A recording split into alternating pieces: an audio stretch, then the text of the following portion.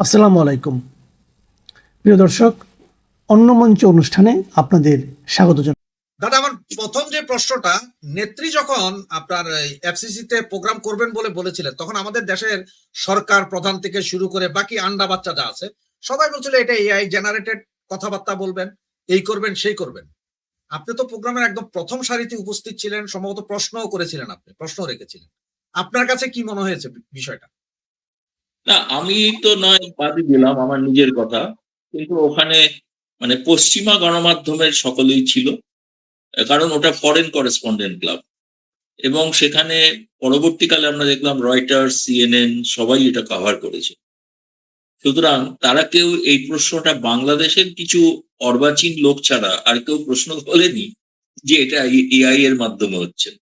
এবং বুঝলেও বুঝতে পারবেন যে যখন বাংলাদেশেরই এক মহিলা সাংবাদিক, যিনি যুক্তরাষ্ট্র থেকে এসেছিলেন এটা কভার করতে, শারমিন তিনি রহমান। যা প্রশ্ন করছিলেন ফিরে যাওয়ার প্রশ্নের ব্যাপারে, তো তখন সজীব ওয়াজেদ জয় বলছিলেন যে বোধহয় নেত্রী বোধহয় চলে গেছেন, তাহলে এখন প্রশ্ন উত্তরটা আমিই দিই। উনি বলেন, না না, I am very much here, I want to answer this. কারণ এআই কে এতটা ম্যানিপুলেট করে করাটা, এটা যারা করেন তারা জানেন আর কি, তারা বলতে পারবেন। কিন্তু কেউ ওখানে এই প্রশ্নটা তোলেনি যারা উপস্থিত ছিল। তারা সকলেই যে খুব শেখ হাসিনা বা আওয়ামী লীগের ভক্ত এমনও নয়। তো তারাও যখন প্রশ্ন তোলেনি, আর বাকিদের প্রশ্ন তোলাটা তো অর্থহীন। প্রশ্নটা হচ্ছে যে এইটা বলার উদ্দেশ্য কারণ হচ্ছে যে, মানে যদি গুরুত্ব, সব থেকে বেশি গুরুত্ব কে দিয়েছে বলুন তো? সব থেকে বেশি গুরুত্ব দিয়েছে বাংলাদেশের পররাষ্ট্র মন্ত্রণালয়। তারা এরপরে একটা স্টেটমেন্ট জারি করেছে। স্টেটমেন্টটা নিয়ম অনুসারে কোন স্টেটের বিরুদ্ধে যদি বলতে হয়, তাহলে সেটা ভিয়েনা প্রোটোকল অনুসারে সেই সরকারকে জানাতে হয়। সেটা না জানিয়ে তারা প্রেস বিবৃতি দিয়েছেন এবং ফেসবুকে দিয়ে দিয়েছেন। তো তারা তো পুরোটা শুনেছেন, ফলে তাদের জন্য তো এটা একটা বড় বিষয়। দ্বিতীয়ত, আরেকটা ব্যাপার বলা ভালো, যে সেই স্টেটমেন্টটা আমি দেখলাম প্রত্যেক সাংবাদিকরাই পেয়েছেন, বাংলাদেশের সাংবাদিকরাও পেয়েছেন। ওরা ৯ বার ওটা এডিট করতে হয়েছে। তারপরে পরিশেষে এমন একটা ভাষা প্রয়োগ করে পররাষ্ট্র মন্ত্রণালয় স্টেটমেন্ট ইস্যু করেছে, এটা সম্পূর্ণ অকূটনৈতিক ভাষা। এবং যিনি করেছেন, এবং আমি নিশ্চিত যে এটা ডক্টর খলিলুর রহমান করেননি, কারণ তিনি এই ধরনের নোংরা ভাষা ব্যবহার করতে পারেন না। মাফিয়া, টফিয়া ইত্যাদি এই ভাষাতে লেখা আছে, সেটা আমি জানি না, এক ভদ্রলোক করে থাকতে পারেন, আমি সেটাও জানি না। যিনি 2007-08 সালে আওয়ামী লীগে আসতে চাইছিলেন, কিন্তু আসতে পারেননি বলে তার যে মনের বেদনা, ফলে তারেক রহমানের সঙ্গে সম্পর্ক হয়ে তারেক রহমান একটা ইংরেজি জানা একজন লোক দরকার ছিল, ফলে তিনি সেখানে ঢুকে পড়েছেন। তারপরে তার থেকে তিনি সব থেকে বেশি, তিনি হলেন আওয়ামী লীগ বিরোধী, এবং এতটাই উগ্র বিরোধী তিনি যে একটা পররাষ্ট্র উপদেষ্টা। কেন উপদেষ্টা? তিনি মন্ত্রী হননি কেন, কেন জানেন? তিনি উপদেষ্টা হয়েছেন এই কারণে যে তার যে ব্রিটিশ পাসপোর্টটা জমা দিয়ে দিতে হবে, সেটার আচ্ছা, ভরসা নেই। কবে আবার গদি উল্টে যাবে, তখন ফিরে যেতে হবে ব্রিটেনে, না? সেই জন্য তিনি উপদেষ্টা। উপদেষ্টা যারা হন তারা তারা কেউ পাসপোর্ট, কূটনৈতিক পাসপোর্ট নেন না। কারণ কূটনৈতিক পাসপোর্ট নিতে গেলে ওই অরিজিনাল পাসপোর্টটাকে জমা দিয়ে দিতে হবে, বুঝেছেন? তো এই তো হচ্ছে অবস্থা, যেটা আমি জানি না যে এটাকে নিয়ে কেন এত অযথা, মানে হঠাৎ দুই দেশের সম্পর্কের মধ্যে শেখ হাসিনাটা একটা ব্যাপার কেন হতে যাবে? এটা কি দুই দেশের সম্পর্কটা ভালো বা মন্দ নির্ভর করবে শেখ হাসিনাকে কেন্দ্র করে? ওরা নিজেরাই তো মেনে নিচ্ছে শেখ হাসিনা একটা ফ্যাক্টর, তাই না? এর বাইরেও তো দ্বিপাক্ষিক সম্পর্ক হতে পারে, তাই না? আপনারা জানেন ভালো করে। পরের দিনই হাই কমিশনার দীনেশ ত্রিবেদী দেখা করতে গিয়েছিলেন জ্বালানি মন্ত্রী। তিনি বলেছেন, আমাদের বাঁচান, আমাদের খুব ক্রাইসিস, গ্যাসের সংকট। ফলে আপনি ডিজেল যদি না দেন, বাড়তি দিচ্ছেন ভালো, কিন্তু আরো বাড়তি না দিলে কে বা কারা যেন লিখছে, দেখলাম বড় বড় কাগজ নাকি তারা, মিনিমাম কোনো কূটনৈতিক ধ্যান ধারণা নেই। কারণ তার রাজনৈতিক উদ্দেশ্যে যদি কপি লেখেন, তাহলে তো বাকিটা তাদের করা যাবে না। ফলে তারা লিখছেন সম্পর্ক নাকি বিরাট উত্তেজনাময়, এত উত্তেজনাময় যে ডিজেল চেয়ে বসছে, তাই না? তা তো বলতে পারতেন ভারত থেকে ডিজেল নেবো না, তাই না? দাদা, এত আপনি তো সম্পর্ক। বলছেন সাংবাদিকরা আপনাকে একটা জিনিস দেখায়, তাহলে ওনারা একটু পরিষ্কার হবেন। এই যে দেখেন, আমাদের সালাউদ্দিন সাহেব, যাকে আপনারা ভারত দীর্ঘ প্রায় 7 বছর শিলং এ রেখেছিলেন, তিনি বলছেন হাসিনা অবশ্যই। কার্ড খেলবেন আবার সুসম্পর্ক চাইবেন, তা হতে পারে না। না, উনি একজন তো মন- রয়ের তত্ত্বাবধানে ছিলেন। আমরা মনে করি উনি বাংলাদেশে রয়ের একজন ঘনিষ্ঠ বন্ধু। সুতরাং তাকে এই ধরনের কথা তো বলতেই হবে, না তার চাকরি চলে যেতে পারে। ও আচ্ছা, 9 বছর মানে উনি ছিলেন বললে এবং আপনারা তিনি মাইন্ড করবেন না। কোথাও খারাপ ছিলেন তা নয়। বেশ কিছু ভারতীয় সাংবাদিক তার সঙ্গে দেখাও করেছিলেন তিনি যেখানে ছিলেন। ফলে তিনি হাসিনা কার্ড খেলবেন না, সুসম্পর্ক চাইবেন, মানে তো কিছু, আমি সেটাই বলতে চাইছি যে আপনাদের গোটা সম্পর্কটা নির্ভর করছে হাসিনা কেন্দ্রিক। হাসিনা ছাড়া দ্বিপাক্ষিক সম্পর্ক হতে হয়, তা ডিজেলটা নেবেন তো সেই যেখানে হাসিনা আছে সেখান থেকেই নেবেন তো। তো সেটার জন্য অসুবিধা হচ্ছে না, সেটা কেন নিতে আপনি সেটার জন্য কেন চাইছেন? বলে দিন নেবো না, তাই না? আমি তো শুনেছি আগামী সোমবার দিন দীনেশ ত্রিবেদী সময় পেয়েছেন, প্রধানমন্ত্রী তারেক রহমানের সঙ্গে কথা বলবেন। তিনি হয়তো তার দিক থেকে কিন্তু অনুযোগ করতেই পারেন, খুব স্বাভাবিক। কিন্তু মূল বিষয়টা হচ্ছে সেই দিন যে সাক্ষাৎ হবে তাতে হয়তো সকলেই জানতে পারবে যে তারেক রহমান ব্রিক্স সম্মেলনে যে আমন্ত্রিত তারা সেখানে আসছেন কি আসছেন না, এবং না আসলে তাদের ক্ষতি হবে এটা তাদের বোঝা উচিত। তাদেরকে আমি দেখেছি বাংলাদেশের এক একটা কাগজ লিখেছে যে যাওয়া উচিত। হ্যাঁ, পরের প্রশ্ন। দাদা এখন পরের যে প্রশ্নটা, এটা খুব ইন্টারেস্টিং। এই ভদ্রলোককে হয়তো আপনি চেনেন, ফারহাদ মাঝার নাম, তাত্ত্বিক নেতা। উনি বলছেন যে 24 জুলাই আগস্টের যে আন্দোলন, সেটা সেফ হাউস ছিল, যুক্তরাষ্ট্র নিজে পরিচালনা করতে একটা সেফ হাউস। সেইখানে এই যে জুলাই আগস্টের সন্ত্রাসীগুলোকে নিয়ে ওরা রাখতো, মগজ ধোলাই করত। তাহলে এতদিন আমরা যে বলেছিলাম যে এটা যুক্তরাষ্ট্রের তৈরি করা, পাকিস্তানের আইএসআই নিয়ন্ত্রিত, তার কি প্রমাণ কি উনি দিচ্ছেন? কারণ উনি কিন্তু বিশাল তাত্ত্বিক নেতা, উনি কিন্তু ওই সময় খুব অ্যাগ্রেসিভ ছিলেন। হঠাৎ ওনার কি হ্যাঁ, হলো যে উনি আমেরিকার এবং বিরুদ্ধে তার বলা শুরু কথা তো, করলেন? হ্যাঁ, এবং তার অ্যাগ্রেসিভ ছিলেন এবং তার কথা তো সেখানকার ছাত্ররা শুনতো, এবং তার স্ত্রী সম্ভবত ইউনুস সরকারের একজন উপদেষ্টাও হয়েছিলেন। মৎস্য ও প্রাণী সম্পদ মন্ত্রণালয় হ্যাঁ, উপদেষ্টা। যিনি ভারতে মাছ পাঠাতে খুব অসুবিধা হচ্ছিল তার, ভারতে জি জি। ইলিশ মাছ পাঠাতে গিয়ে তাই নানা রকম প্রশ্ন তুলেছিলেন আর কি। তিনি আবার সংসদে মহিলা কোটারও বিরোধী, মহিলা হয়ে মহিলা কোটার বিরোধী। এ অদ্ভুত ধরনের আদর্শ। কিন্তু তার যে স্বামী, তিনি যার কথা বললে ফরহাদ মাজার, তিনি একজন তাত্ত্বিক নেতা। তিনি আহ মার্ক্সবাদেও বিশ্বাস করতেন এক সময়, পরবর্তীকালে তিনি এমনই মার্ক্সবাদে বিশ্বাসী হলেন যে তিনি বঙ্গবন্ধুর যে ধর্মনিরপেক্ষত যে সংবিধান তার বিরুদ্ধে তার বই বেরোলো। এবং তিনি বলছিলেন অন্য আর একটা ইন্টারভিউতে তার বই নাকি হু হু করে কাটতি বেড়ে গিয়েছিল। ফলে তার থেকে বুঝতে পারছিলাম যে বাংলাদেশে একটা রেজিম চেঞ্জ হতে পারে। এবং তার কথা তিনি পরবর্তীকালে আমার মনে হয়েছে তিনি তো ইউনূসের অত্যন্ত ঘনিষ্ঠ। তিনি অতীত কিন্তু তার কিন্তু আমেরিকা থেকে, আমি জানি না কেন আমেরিকা বিরোধী এত কথা বলছেন। তিনি পড়াশোনা কিন্তু আমেরিকা থেকেই করেছেন, সেখান থেকেই ফিরে এসেছেন। যারা এই ধরনের কথা বলছেন বা বিপ্লব করছেন বা করেছেন অধিকাংশের ব্যাকগ্রাউন্ডই হচ্ছে আমেরিকা। তো এখন কোনো কারণে আমেরিকা তাকে আর প্রয়োজন মনে করছে না, কাজ হয়ে গেছে, মিটে গেছে, তাকে ছুঁড়ে ফেলে দিয়েছেন। ফলে তিনি সেই কারণে হয়তো ক্ষুব্ধ। এখন সেই জন্য যা সত্য জানতেন সেগুলো ধীরে ধীরে এখন প্রকাশ করে ফাঁস করে দিচ্ছেন। এটা তো সকলেই জানে যে এটা ডিপ স্টেটের খেলা ছিল এবং মার্কিন দূতাবাস, অন্য কাউকে তো এবার বলার দরকার নেই। প্রথমত মোহাম্মদ ইউনুস বলেছিলেন এটা একটা মেটিকুলাস ডিজাইন, আর ফরহাদ মাজার এতদিন পর স্বীকার করলেন যে আমেরিকান দূতাবাস থেকেই সবটা কলকাঠি নাড়া হয়েছে। ভালো, তাহলে তো তারাই বলছেন যখন, তখন তো আর বোঝাই যাচ্ছে যে বিএনপি তো একটা উপলক্ষ মাত্র ছিল, তাই না? দাদা আমার হ্যাঁ, কিছু সূচিবায়ু আছে, আপনি সূচিবায়ুটা বুঝেন কিনা জানি না, মানে পরিস্থিতিটা যদি বুঝাই তাহলে হয়তো বুঝবেন। যেমন আমি, আমার বিছনার চাদর প্রতিদিন চেঞ্জ করতে হয়, বালিশের কাভার প্রতিদিন চেঞ্জ করতে হয়, শোয়ার আগে বিছনা আমাকে ঝাড়ু দিতে হবে যতই পরিষ্কার থাকে, সূচিবায়ুরও। তা এই জন্য আমি সবকিছুতেই সন্দেহ প্রবণ। 5ই আগস্ট, আজ থেকে প্রায় মনে হয় 7-8 বছর আগে, আপনার কাশ্মীর থেকে 370 লাগু করেছিল, স্মরণ আছে নিশ্চয়ই, এটা আপনার দেশেরই, ভারত সরকার। 2024-এর প্রত্যাহার 5ই করতে আগস্ট, হবে। 2024-এর 5ই আগস্ট আইএসআই আমেরিকা একজোট হয়ে আওয়ামী লীগ সরকারকে ফেলেছিল। আবার এই 5ই আগস্ট 2 বছর পরে শেখ হাসিনা ওই দিনই প্রেস কনফারেন্সে এসে সরাসরি প্রশ্নের উত্তর দেওয়া, কথা বলা, তিনটাকে যদি একই লাইনে মিলে কিছু কি মিলানো যাচ্ছে কি? কেন বারবার 5ই আগস্ট? কাকতালীয় নয়। না, প্রথম কথা হচ্ছে যে পাকিস্তান তো কখনোই তাদের এই দুঃখ তো ভোলেনি যে পাকিস্তান যেটা পশ্চিম এবং পূর্ব ছিল, পূর্বটা যে বিচ্ছিন্ন হয়ে একটা স্বাধীন রাষ্ট্র হবে, সেটা তো তারা চায়নি খুব স্বাভাবিকভাবে। দ্বিতীয়ত তাদেরও কাশ্মীরের প্রতি তো একটা আগ্রহ বা রয়েছে আর কি। ফলে সেই বিষয়টা নিয়ে ওই দিন যে 370 দ্বারা যেটা প্রত্যাহৃত হয়েছিল সেদিনটা কাঁপতে, একইভাবে ওই দিনটা আবার শেখ কামালের জন্মদিন। কারণ ওই দিন ফরেন প্রেস ক্লাবের অনুষ্ঠানের পরে শেখ হাসিনা তার শেখ কামালের জন্মদিন উপলক্ষে অন্য একটা প্রোগ্রামে গিয়েছিলেন। তো অনেক ক্ষেত্রে দিনটা খুবই গুরুত্বপূর্ণ, এ বিষয়ে কোনো সন্দেহ নেই। তো যেহেতু তিনি জানেন যে 5ই আগস্ট তার ওই সেখানে ওই গণভবনে জাদুঘর উদ্বোধন হবে এবং সেখানে আবার ইউনূসের আবির্ভাব ঘটবে, এবং সেখানে দুর্ভাগ্যজনকভাবে দুটো অনুষ্ঠানের তুলনা করলেই বোঝা যায় যে ফরেন প্রেস ক্লাবে সুশৃঙ্খল ভাবে এত সাংবাদিক উপস্থিত ছিলেন, সেই হলে জায়গা হয়নি। ফলে তারা তাদের প্রাঙ্গণে আলাদা টিভি বসিয়ে সেখানে বসার ব্যবস্থা করেছেন, যাতে যারা সরাসরি আসতে পারছেন না ভেতরে হলে তারা বাইরে বসে যদি দেখতে পান, সেটাও তারা দেখেছেন।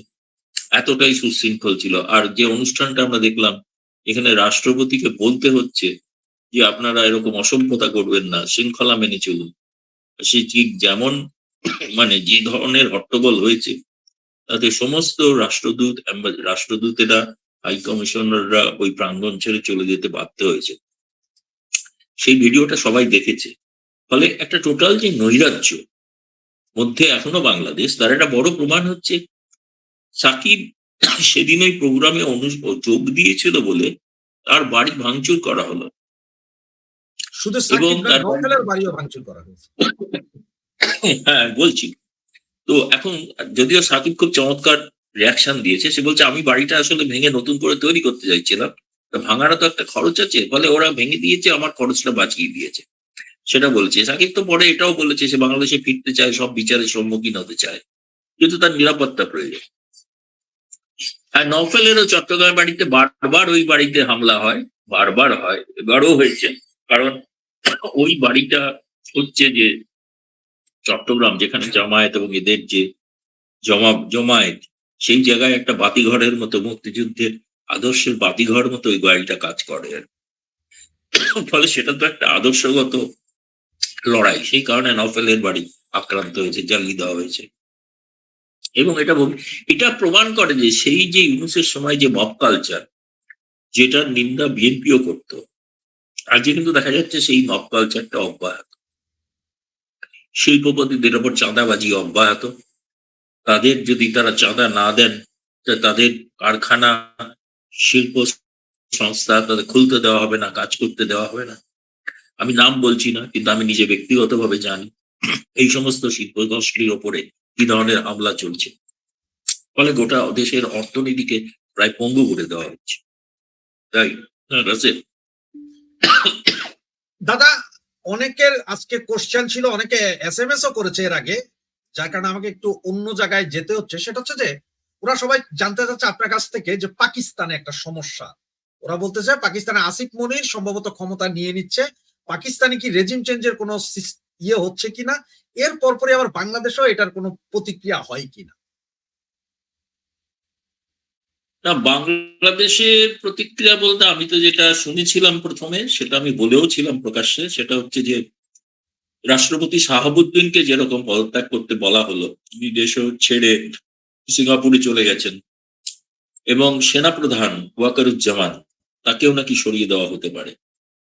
সেই জন্য তিনি উগ্র জামায়াতপন্থী হতে চাইছেন, যিনি ছিলেন বরাবরই জামায়াতপন্থী, এখন তো চেহারাই বদলে ফেলেছেন, দাড়ি টাড়ি রেখে মৌলানা টাইপের হয়ে উঠছেন।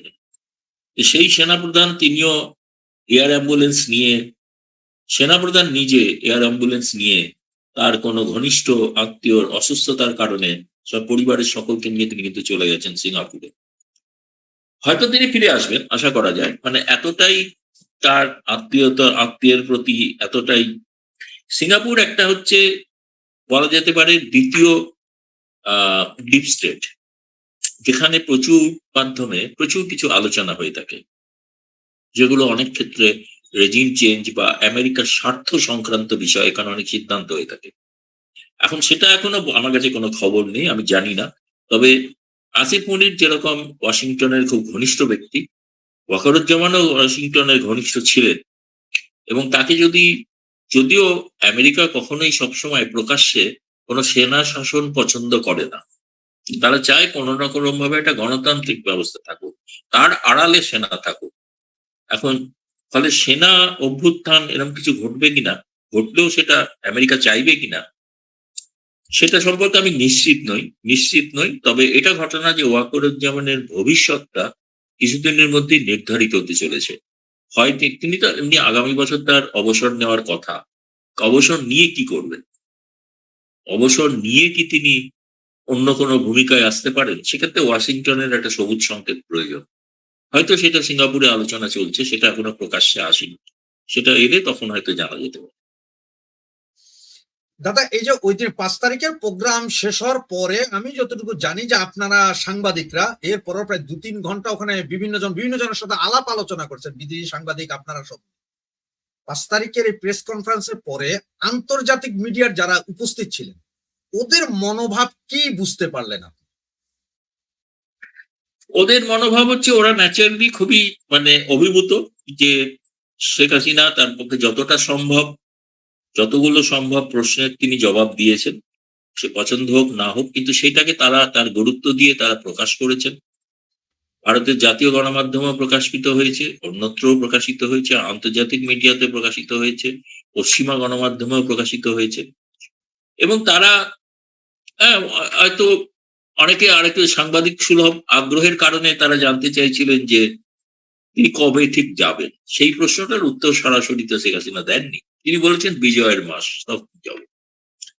এইটুকু ছাড়া আর কোনো আক্ষেপ আমি ওটা দেখিনি। তার কারণ হচ্ছে, যেটা একজন যে সাংবাদিক প্রশ্ন করেছিলেন যে জুলাই আগস্টের যে হত্যাকাণ্ডের ওপরে ক্ষমা চাইবেন কিনা, তো তার উপরে সজীব ওয়াজেদ জয় যে জবাব দিয়েছেন, সেই জবাবের তো আর কোন তাতে মনে হয়নি যে সেই জবাবের উপরে আর কোনো জবাব প্রশ্ন থাকতে পারে। কারণ জয় বলেছেন যে আওয়ামী লীগের আমলের হত্যাকাণ্ডগুলো হচ্ছে হত্যা, আর আওয়ামী লীগ চলে যাওয়ার পর যে হত্যাকাণ্ড হলো, যে পুলিশরা মারা গেল, তাদের হত্যাকাণ্ডটা হত্যা নয়, সেই বিচার হবে না, তার জন্য কেউ ক্ষমা চাইবে না।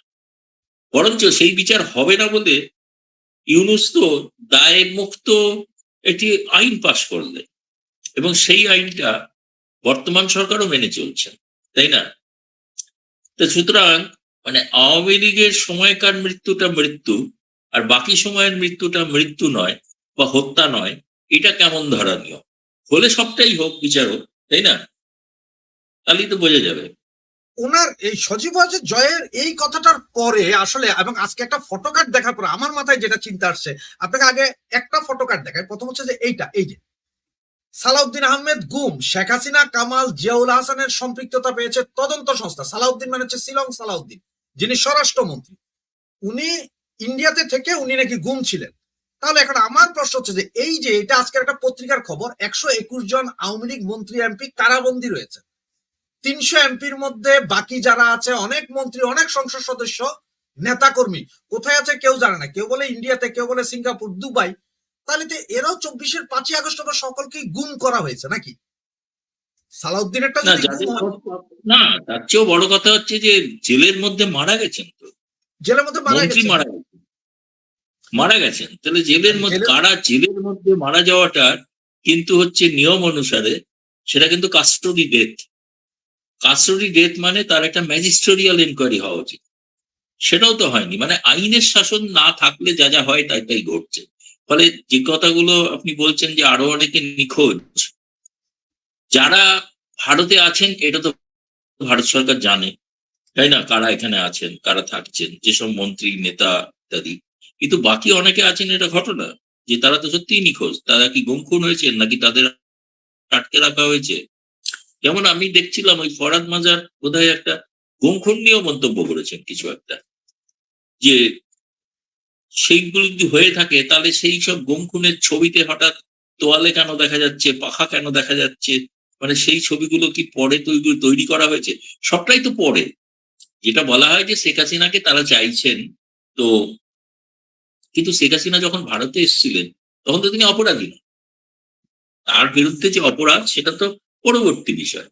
কিন্তু আমরা যেটা বলি, যেটা ইউনূসেরই শাসনের এক্সটেনশন চলছে এখন, তার বড় প্রমাণ হলো ইউনূস যে আইসিটি তৈরি করেছিলেন, যে আইসিটি কি সম্পূর্ণ আন্তর্জাতিক বিধি বহির্ভূত একটা আইসিটি, সেটাকে তো এখন এরা মানছেন না। সেটা কিন্তু ধরে তারা বলছেন তিনি ফাঁসির আসামি।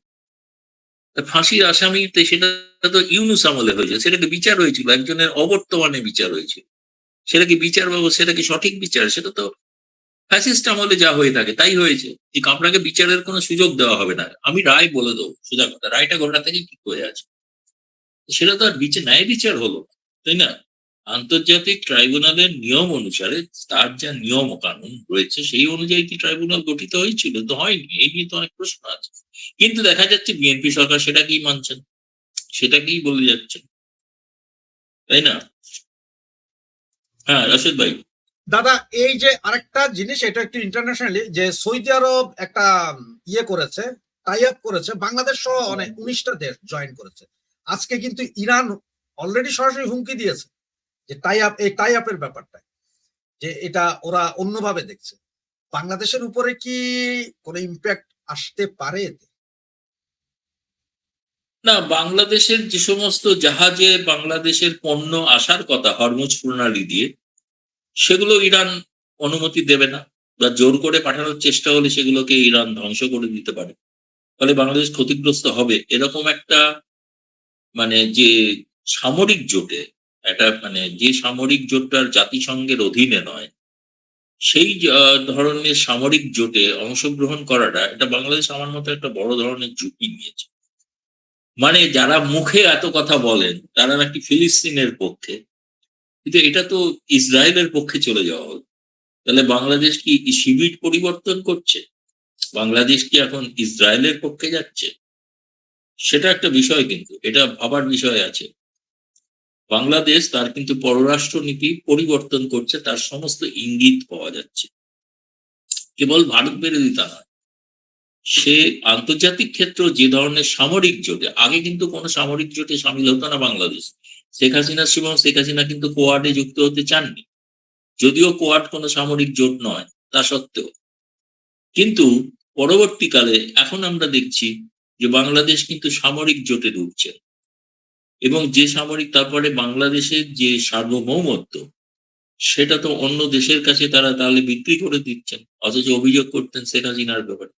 এটাতে বাংলাদেশের জন্য আমার মনে হয় খুবই একটা বিপদ সংকেত।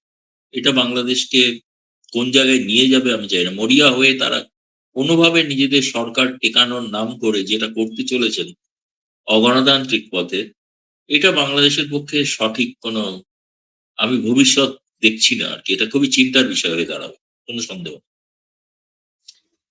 দাদা, আমরা একটা কথা বলি যে শকুন যত উপরে উঠবে উঠুক, তার চোখ নাকি একদম নিচে থাকে যে কি হচ্ছে ঘটনা। তো আমরা সাংবাদিকদের বলি যে সাংবাদিকরা যে যেভাবেই কথা বলুক বা বসে থাকুক, ওনাদের কনসেন্ট্রেশন বা চোখ থাকে যে সামনের ব্যক্তিটি কিভাবে কথা বলছেন, মানে তার খুঁটিনাটি বিষয়গুলো ধরার জন্য।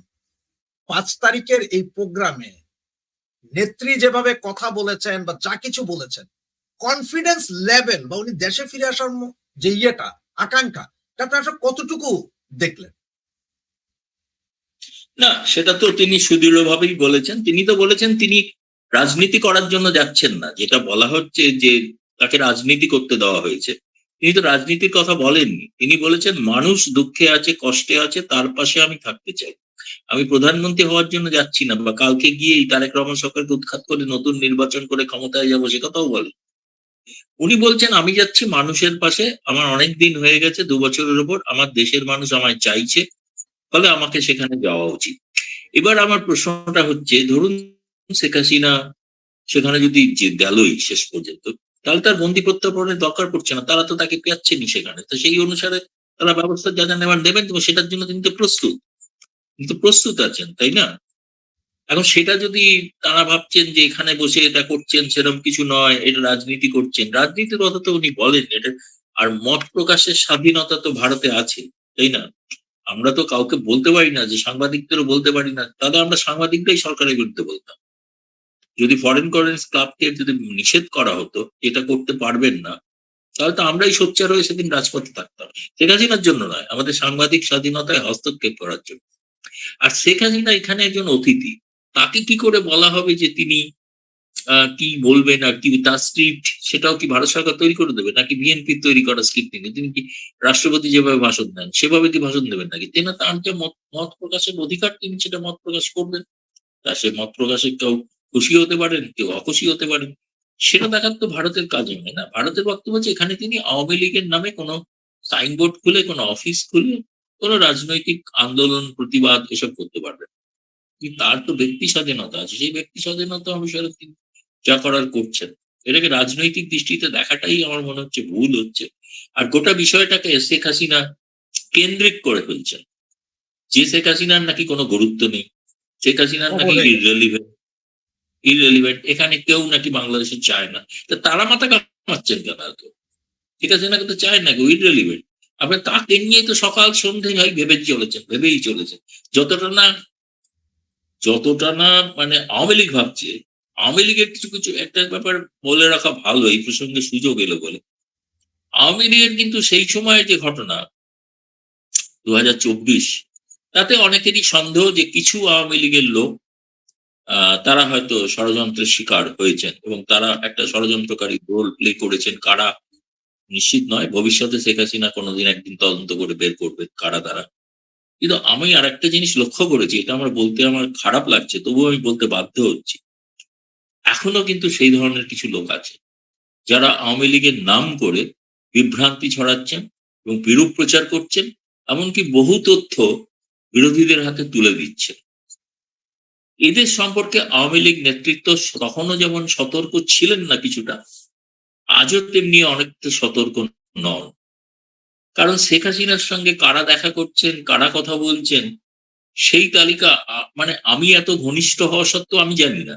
কিন্তু আমি দেখছি বাংলাদেশের একটা বিশেষ দলের মুখপাত্র প্রায় কার্যত সংবাদপত্রের নামে তাতে সমস্ত বিশদ বেরিয়ে যাচ্ছে, এবং বেরোচ্ছে মানে কি, সেটা কেউ তো এখান থেকে ভেতর থেকেই দিচ্ছে, তাই না? তার মানে আওয়ামী লীগের মধ্যেও একটা শস্যের মধ্যে ভূত আছে। সেটা এখনো কিন্তু আইডেন্টিফাই করার প্রয়োজন আছে, তা নাহলে কিন্তু বিপদ আরো হতে পারে।